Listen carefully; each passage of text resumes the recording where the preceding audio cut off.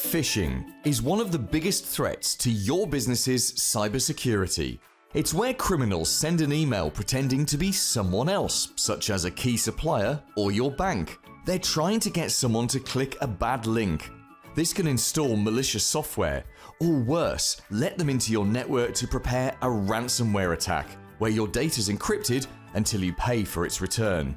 3.4 billion phishing emails are sent every day, and 75% of businesses across the globe have experienced a phishing attack. Could any of your staff be fooled by a phishing email? You can find out by doing a phishing simulation.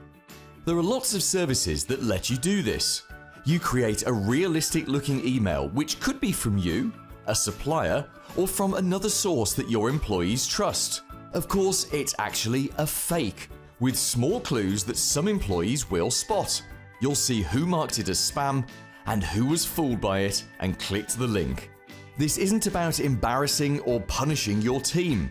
It's about identifying whether you need to give everyone more cybersecurity training. Software can only protect you to a certain level. Your people are your first line of defense against phishing attacks, and they need regular training to keep them effective. We can help you assess your defenses and train your team to protect your business. The training's fun and not expensive. Let's talk.